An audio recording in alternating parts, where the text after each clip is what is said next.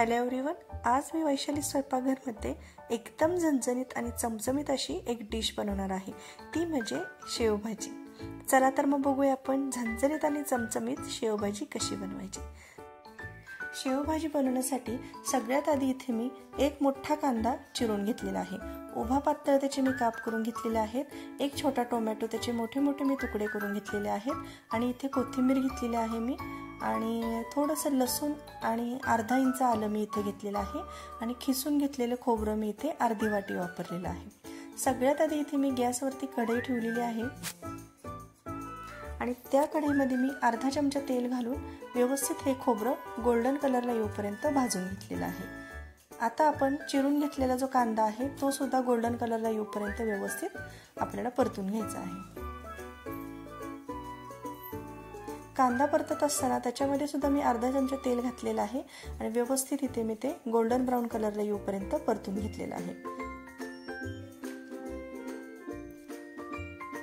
आता गोल्डन कलरला आल्यावर कांदा त्याच्यामध्ये मी आलं आणि लसूण हे त्याच्यामध्ये ऍड केलेलं आहे आणि व्यवस्थित ते परतून घेतलेलं आहे।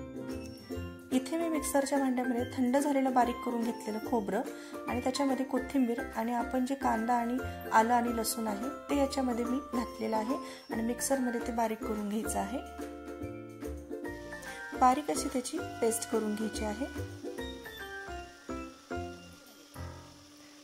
आपला मसाला इथे वाटून झालेला आहे।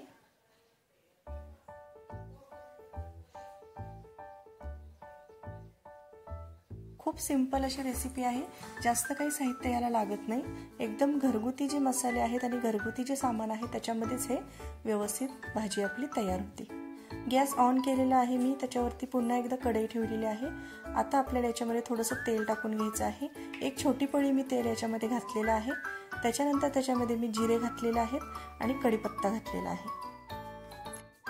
त्यानंतर तयार करून घेतलेलं वाटण मी याच्यामध्ये ऍड केलेलं आहे आणि व्यवस्थित ते आपल्याला फ्राय करून घ्यायचं आहे।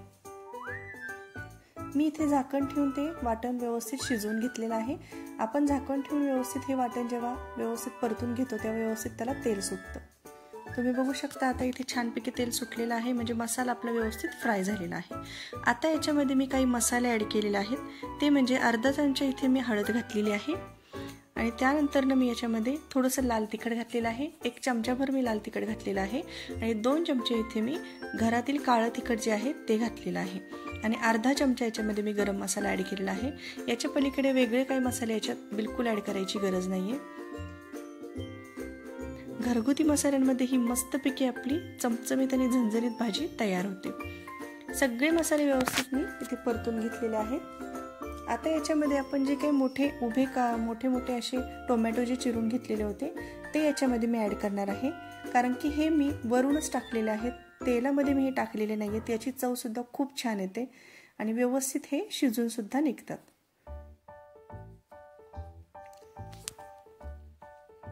आता थोडंसं पाणी ऍड मी याच्यामध्ये केलेलं आहे आणि जसं आपल्याला भाजीचा दाटसरपणा हवाय त्या पद्धतीने आपल्याला याच्यामध्ये पाणी ऍड करायचं आहे। आणि तुम्ही बघू शकता मी पाणी इथे ऍड केलेलं आहे आणि त्याच्यामध्ये चवीप्रमाणे मीठ घालून आणि थोडंसं अर्ध लिंबू घालून मी ह्याला व्यवस्थित उकळी काढून घेतली आहे। आपल्या भाजीला छानपैकी उकळी आलेली आहे। भाजी जास्त दाटसर पण करू नका, कारण की त्यामध्ये आपण जेव्हा शेव ऍड करतो त्यानंतरनं ती भाजी आणखी दाटसर होते। त्यामुळे जेव्हा ही शेवभाजी बनवतो थोडीशी ही पातळच ठेवा। आणि तुम्ही बघू शकता आपली ही चमचमीत शेवभाजी इथे तयार झालेली आहे। विदर्भ असू दे किंवा मराठवाडा असू दे, कोणत्याही ठिकाणी आणि कोणत्याही घरी ही भाजी नेहमी आवडीने बनवली जाते। आणि तुम्हाला ही रेसिपी कशी वाटली हे नक्की मला कमेंट करून सांगा आणि तुम्हाला ही रेसिपी आवडल्यास लाईक, शेअर आणि सबस्क्राईब करायला विसरू नका। चला तर मग भेटूया आपण अशाच नवीन रेसिपीमध्ये। थँक्यू।